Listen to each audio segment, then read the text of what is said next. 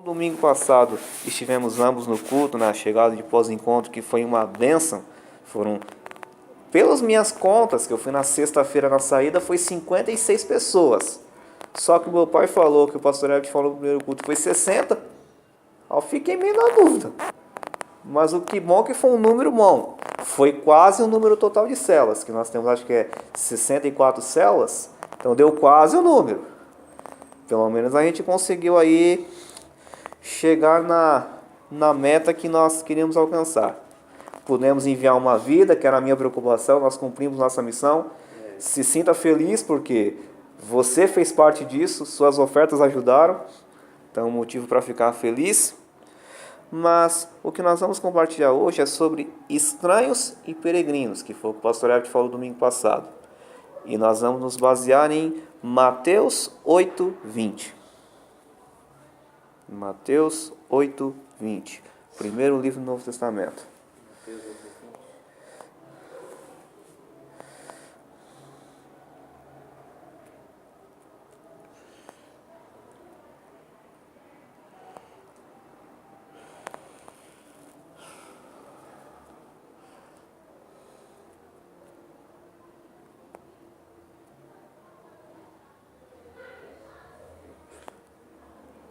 Encontrou aí? Lê pra gente, por gentileza. 8:20. Isso. Respondeu-lhe Jesus: As raposas têm coves e as aves do céu têm ninhos, mas o Filho do Homem não tem onde reclinar a cabeça. Vocês viram aí que coisa interessante. O tema que foi compartilhado foi estranhos e peregrinos. Eu compartilhei ontem na cela de jovens de ontem e eu falo aqui. Nós dois praticamente viemos de um lugar, nós nascemos em um local. Eu nasci no Lajeado vizinho aqui. Você Aqui em Ferraz. Você é ferrazense nato. Nós tivemos um local de nascimento e hoje temos um local de estadia. Seja a cidade, seja uma casa, seja própria, seja alugada, seja de que forma for, mas você tem um canto para você morar.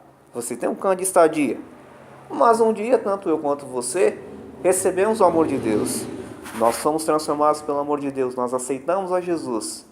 E de repente, nós ouvimos aqui, você já deve ter ouvido sobre isso várias vezes, que nós somos estranhos, peregrinos. Estamos nessa terra de passagem, nossa morada não é aqui. Isso não te deixa confuso? Você vê, peraí, mas eu tenho uma casa aqui, mesmo que seja no nome do seu pai ou no nome do seu avô.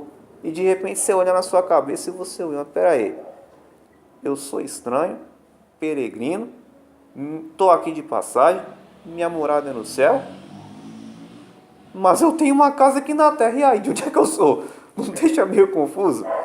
E Jesus aqui mostra isso nesse versículo, que existe um propósito. Ele não veio aqui a passeio, ele esteve aqui de passagem, porque ele fala que as raposas têm covis, as aves do céu têm ninhos, mas o Filho do Homem não tem onde reclinar a cabeça. Ou seja, ele não veio aqui com o intuito de se preocupar com as coisas da terra. Ele veio para um propósito no qual ele cumpriu, mas sabendo que a morada dele é lá, sendo que ele veio de lá. Então é meio confuso, fica meio confuso essa história. Mas aqui Jesus nos ensina uma coisa, que nós temos que ter uma vida com propósito. Como eu acabei de falar, nós estamos aqui de passagem. Eu não sei quantos anos de vida eu vou ter ainda, você vai ter ainda. Eu costumo brincar que eu quero passar dos 100, para fazer um bom estrago, no bom sentido, aqui na Terra. Mas eu não sei quanto tempo temos de vida ainda. Mas Jesus nos ensina que nós temos que ter uma vida com propósito, não viver aqui por viver. Você sabe qual é o propósito com o qual Deus te chamou aqui? Você já alguma vez conversou com Deus a esse respeito? Essa é uma coisa para você consultar a Deus. Quando eu me refiro ao propósito, eu não estou me relatando de ganhar vidas, gerar filhos. Isso é a nossa missão, porque é Mateus 19. Quando eu me refiro ao propósito, é que ferramenta, que dom Deus quer que você use. Sei lá, Deus quer que você seja um evangelista, um pastor, um missionário, um levita, um obreiro da casa de Deus, um discípulo. Deus quer que você seja, sei lá, um aconselhador de pessoas. Deus tem uma ferramenta ali que Ele quer usar você, ou mais de uma. Eu acho que esse aconselhador aí, né? Olha, Ora a Deus nesse respeito até, fica essa tarefa para você orar. E as pessoas direto pedem ajuda nas coisas assim, e até eu fico meio... Então, por isso até um concertidor, que bom você tocou nesse assunto. Busca mais aqui, ó. Como você todos os dias lê a palavra, como você me disse, medita, come, não no sentido literal, come mesmo, ora, para que quando as pessoas vierem te pedir conselho, você tenha um conselho para dar, mas não de você. Pode acontecer que você tenha pela sua experiência, mesmo ainda sendo um jovem, mas eu me refiro a Deus falando com você. Isso é que é bom. Então, ou seja, ora desse propósito, para eu te mostrar que propósito que é, por que você está aqui nessa terra. O que Deus quer de você nesse restante de anos que você tem. Então, é a primeira lição que nós aprendemos aqui, ter uma vida com propósito. Segunda, não nos preocuparmos com coisas materiais. Aí nós vamos lá para Mateus 6. Não se preocupe com o que vestir, com o que comer, com o que beber, porque quem vai cuidar disso é Deus. Busca primeiro o reino dele. Não que você não tenha aqui um exemplo. Trabalhar para ter um estudo melhor, para ter uma profissão melhor, para ter roupas boas, ter sua casa. Tem coisas que você tem que conquistar no esforço. Não tem jeito. Mas é você não ficar preocupado, achando que, caramba, como é que eu vou manter? Saiba que tem alguém lá em cima que cuida de você e vai te dar força e condições para isso. Essa é a primeira lição que nós aprendemos. Qual que é aí que você falou? Mateus 6? Está lá entre Mateus 6, 19 ao 34. Depois você lê com calma. Mateus 6. Nós já falamos sobre ele aqui várias e várias vezes. Esse já é um texto muito conhecido nosso. Eu pincelei ele exatamente porque é um texto interessante e tem um pouco a ver aqui com o nosso texto. Mas agora nós vamos lá para o livro de Hebreus, que eu particularmente amo Hebreus. Amo Hebreus. Hebreus 11. Hebreus 11. Achou o meu xará? Ele é antes. Vai lá no finalzinho. Qual que é Hebreus 11? Nós vamos ler os versículos 13 e 11. Capítulo 11, nós vamos ler 2 versículos. Versículo 13 e 16. Eu vou ler os dois de uma vez só, para depois já dar uma explicação mais rápida. Versículo 13. Todos estes morreram na fé, sem terem recebido as promessas, mas vendo-as de longe e crendo nelas, e abraçando-as, confessaram que eram estrangeiros e peregrinos na terra. 16. Mas agora desejam uma melhor, isto é, a celestial, pelo que também Deus não se envergonha deles, de se chamar seu Deus, porque já lhes preparou uma cidade. Você já deve ter ouvido várias vezes pessoas falarem sobre isso, e até eu mesmo nessa célula aqui, sobre quem tem promessa de Deus nunca morre. Quer dizer, ninguém morre sem antes ver a promessa cumprida. Só que, infelizmente, não é assim. Eu não posso afirmar isso para você. Porque, como você viu o próprio versículo aqui, muitos Deus fez a promessa, mas eles se foram. Ou seja, nós não podemos, assim, afirmar que Deus vai cumprir a promessa, porque é o querer a vontade dele. Existem duas condições. Nós estamos firmados nele, para que a promessa se cumpra, e a vontade soberana dele. Eu conheço pessoas, já ouvi testemunho de pessoas, que Deus fez promessas, elas se foram e a promessa se cumpriu nos filhos dessas pessoas, na geração seguinte. Mas isso não pode nos impedir de crer. Crer que nós somos herdeiros de Deus e que Ele tem promessas para cumprir na nossa vida. Mas veja aqui, no final do versículo, eles confessam que eram estrangeiros e peregrinos na terra, mesmo com essa questão das promessas, ou seja, o foco deles não estava na terra, estava no céu. Então nós temos que viver nessa terra como que nós nunca fôssemos daqui. É meio estranho, porque nós nascemos em pecado, devido a Adão ter desobedecido a Deus. Todos os que vieram após ele nasceram em pecado. Nós só por estarmos aqui vivos, em carne, já é um pecado em si. Mas nós temos que viver como se nós nunca fôssemos daqui. Como se eu nunca tivesse sido lajeado e você te ferrasse. Mas crendo que mesmo assim nós veremos as promessas de Deus se cumprir. Se não for em nossas vidas, vai ser nos nossos filhos, nossos netos. E o 16. Aqui relata-se também de que eles desejaram a cidade celestial, ou seja, o foco deles era o céu. Eles não estavam preocupados se não iam ter coisas aqui ou iam ter. Eles estavam preocupados simplesmente na cidade celestial e crendo que eles têm o privilégio de saber que Deus não se envergonha deles, que eles podem ser chamados, a gente pode chamá-lo de Deus. Que privilégio bom. Deus, ele não nos deixa desamparados. Mesmo que a gente não alcance tudo o que nós queremos, mas a gente tem o privilégio de chamar Deus de Deus. Quer recompensa e herança melhor? Então nós temos que crer. É isso disso. Ia falar alguma coisa? Não. Quiser falar, fica à vontade, tá? Como você também ouviu uma mensagem, às vezes algo que Deus falou no seu coração, o intuito aqui hoje é um compartilhamento, uma conversa. É um pouquinho diferente hoje. De um tempo pra cá também, assim, eu venho querendo buscar mais a Deus, querendo buscar mais o reino, não tipo as coisas que às vezes eu fico pensando em querer ter as coisas, em querer comprar tal coisa, uma coisa, mas às vezes eu fico pensando tipo, mais no objetivo mesmo de buscar a Deus primeiramente, fazer as coisas, fazer a obra de Deus, pra depois ter as coisas assim. Agora vamos lá para o Salmo 146, versículo 9.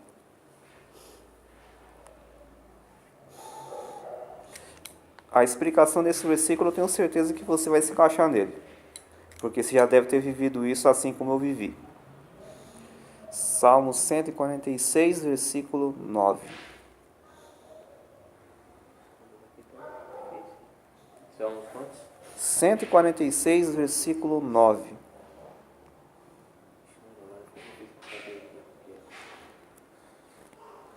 Converte seu Lajes. 149? 46, 46. versículo 9. 146, versículo 9. Lê aí, por gentileza. O Senhor preserva os peregrinos, ampara o órfão e a viúva, mas Transtorna. o caminho dos ímpios. Como você tem pouco tempo de caminhada com Deus, e você, no caso, não deixou de frequentar os lugares que você frequenta, porque alguns lugares são necessários, no caso, o curso que você faz. E com certeza você já deve ter passado por alguma situação de ter sido zombado, por a sua conduta ser diferente dos demais. Não apenas por você ser um servo de Deus, mas pela educação que seus pais lhe deram. Exemplo, tá lá o pessoal falando palavrão, ou vendo vídeos pornográficos, ou escutando músicas que difamam a moral da pessoa, e você lá isolado de canto. E o pessoal zoando de você e tal, falando um bocado de coisa. Não já teve algum momento de você se sentir sozinho? Assim, você, caraca, eles estão ali, entre aspas, se divertindo, eu tô aqui. Já sei muitas vezes, caminhando na minha rua, assim, conforme eu fui no caminho de Deus, assim, aí às vezes eu via onde eu ficava, às vezes ali na rua, ali, os meninos ali, bebendo ali, eu via os meninos ali, aí eu olhava assim pra mim e falava, caramba, tô aqui ali, às vezes mó tédio, sem fazer nada, e tá todos os meus amigos ali reunidos, ali, bebendo ali, e só eu aqui sem fazer nada. Aí pega e pra dentro de casa. Também já vivi assim. Você aí está fazendo o papel de um estrangeiro, de um peregrino. Por quê? Você não está vivendo de acordo com o que o mundo vive. Você está vivendo como que a sua pátria vive. Tem outro versículo aqui, eu acho que é em 1 Pedro, depois eu vou achar aqui, ou é em Paulo que fala, que nós somos embaixadores de Cristo. O que representa uma embaixada? Vamos colocar a embaixada brasileira lá nos Estados Unidos. A embaixada brasileira lá é um pedacinho do Brasil nos Estados Unidos. Então, esqueci como é que chama o cara que fica lá. O responsável lá da embaixada não segue as regras dos Estados Unidos, mesmo a embaixada sendo lá. Ele segue as regras do Brasil, porque é uma embaixada brasileira. Então, qualquer regra que os Estados Unidos impor a ele e ele se sentir incomodado, é só ele mandar um recado aqui pro Brasil o Brasil vai tomar providências, porque o que vale para ele é as regras daqui. É assim que nós somos hoje, embaixadores de Cristo. Nós não seguimos as regras dessa pátria aqui. Não que a gente não tenha que cumprir o que o nosso Brasil manda. Nós temos que honrar. Mas nós somos de uma pátria celestial. Nós temos que cumprir o que Cristo mandar. Mas tem momentos que a gente se sente sozinho. Poxa, a vida podia estar ali. E estou aqui pagando preço desse jeito, sozinho.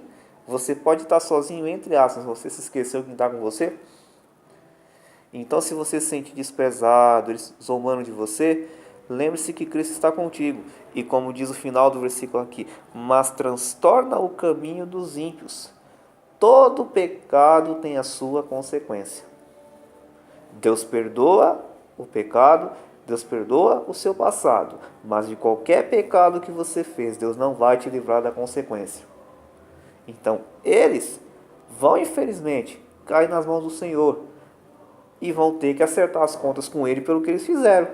Você sendo um estrangeiro, mesmo que você esteja ali sofrendo, se sentindo desprezado, meio que arrependido de não estar ali, mas a sua recompensa virá.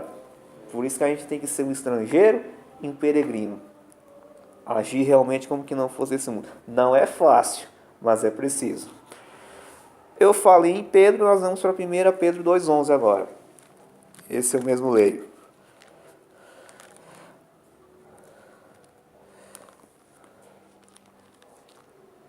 Você tinha achado Hebreus, aí vem o meu xará, depois vem Pedro. 1 Pedro 2,11. Você achou? Deixa eu ler aqui então. Amados, peço-vos como a peregrinos e forasteiros, que vos abstenheis das consciências carnais que combatem contra a alma. Eu acabei de falar sobre o assunto praticamente. Foi o que nós falamos agora. Viver como peregrinos, ou seja, não deixar que o velho homem, que as coisas de uma pátria que você não vive, espiritualmente falando, entre na sua mente. Você tem que se ligar exatamente na pátria celestial. Vamos dar um exemplo muito simples, música mundana. Às vezes você gostava de um sertanejo, gostava de um funk, de um rock, não sei qual estilo você gostava, e de repente você se converteu e você escuta aquela música que te fazia ficar na sofrência lascada. E aí, o que é que você faz? Pena que o seu celular não está ajudando muito com o problema no fone, que senão o que você podia fazer? Pôr o fone de ouvido, um louvorzinho e ficar escutando. Ou então passa cantando louvor. Você tem que buscar as coisas da pátria terrena. Não vai ter como você chegar no vizinho e dizer, ô rapaz, liga isso aí. Não vai ter como. Mas você tem que dar um jeito de não deixar se alimentar daquilo. Ia falar alguma coisa? Não. Então isso nós temos que fazer. Não é fácil, mas nós temos que estar dispostos a isso. Agora nós vamos para 2 salmos praticamente. Primeiro nós vamos para o Salmo 39, versículo 12. Só tem esse mais um versículo, a gente já ora para essa cela, vamos para o tempinho de comunhão. 39, 12. Leia para nós se você achou, por favor. Ouve, Senhor, a minha oração e inclina os teus ouvidos ao meu clamor. Não te cales perante as minhas lágrimas, porque sou para contigo, como um estranho, um peregrino, como todos os meus pais. Se você percebeu, Davi fez uma oração aqui que é uma realidade. De uma certa forma, perante Deus nós somos estranhos. Por que razão? Nós somos carne, Ele é espírito. Por mais que dentro de nós tenha um espírito e uma alma, mas existe uma diferença muito grande entre nós e Deus. Nós vivemos carnalmente, além de espiritualmente e na alma. Deus, Jesus, só vive exatamente em espírito. Tem uma diferença muito grande entre nós. Então, perto de Cristo, perto da glória dele, nós somos estranhos. Tem outros versículos aqui que falam que Cristo nos adotou. Nós somos filhos adotivos de Deus e irmãos adotivos de Cristo. E Deus, mesmo nos vendo como estranhos, porque nós não somos merecedores de sermos filhos dele, não somos merecedores de entrar no céu, mas mesmo assim, através da morte de Jesus na cruz, nós ganhamos o direito de fazer parte da família. O dia em que nós chegarmos lá no céu, ninguém vai olhar para a gente com cara feia. vai todo mundo olhar e dizer: eu estava doido para te conhecer. Falaram muito bem de você para a gente e a gente estava esperando esse dia para dar esse abraço em você e cearmos juntos. É desta maneira que Jesus nos olha e todos que estão lá. Então, é algo que não dá para explicar. Davi ele foi muito corajoso em fazer esta oração, ainda mais se tratando na presença de Deus como um estranho. Reconhecendo que se não fosse por Deus, nós estaríamos separados eternamente dele. Mas nós temos que entender que perante Cristo nós não somos estranhos. Nós temos que saber que somos filhos amados e que sempre que precisarmos Ele vai estar do nosso lado. E o último é o Salmo 90, versículo 9. É o Salmo 90. Esse um querido amigo meu, ele usa muito para dar feliz aniversário para as pessoas. Ele usa muito esse versículo que eu vou ler agora. Quer dizer, é outro, na verdade. É um pouquinho mais acima. Mas o que eu vou ler é outro. Achou aí? Pois todos os nossos dias vão passando na tua indignação. Acabam-se os nossos anos como um conto ligeiro. Se você parar para pensar, esse ano não voou. Esses 6 meses, estamos no dia 1º de julho. Nós estávamos há 6 meses atrás comendo um peru, um chester, churrasco, seja lá o que for, comemorando com as pessoas. E de repente nós já estamos no 2º semestre de 2017.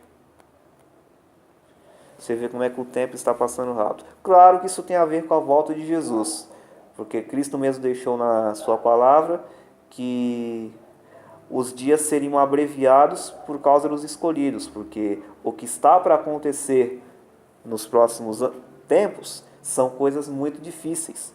Se não fosse pelos escolhidos dele aqui nessa terra, nenhuma carne se salvaria. Então, por nossa causa, os escolhidos de Cristo, Ele está abreviando os dias para que o que precisa se acontecer de tempos difíceis não seja tão ruim. Mas, voltando ao versículo aqui, nós não temos muito tempo nessa terra, como nós começamos a compartilhar. E nós temos que viver cada dia dessa terra para o Senhor. Viver cumprindo o propósito dEle, descobrindo o propósito dEle e colocando em prática. Para que quando chegar a hora de nós partirmos ou a volta de Jesus, nós possamos subir satisfeitos. Nós possamos deixar as pessoas que amamos, mesmo com um pouco de saudade, mas podendo olhar e falar como Paulo. Combati o bom combate, guardei a carreira, e aí, combati o combate, terminei a carreira e guardei a fé. É essa certeza que nós temos que ter. Então, que nós possamos viver como peregrinos, entendendo o nosso propósito. O propósito de que nós temos que servir ao Senhor, de servir as pessoas, para que quando chegar o grande dia, não estejamos apenas nós lá em cima, mas estejam mais pessoas junto conosco lá. Esse é o propósito para o qual nós estamos aqui, a nossa missão, ir e fazer discípulos. Então que isso fique gravado no nosso coração e agora nós vamos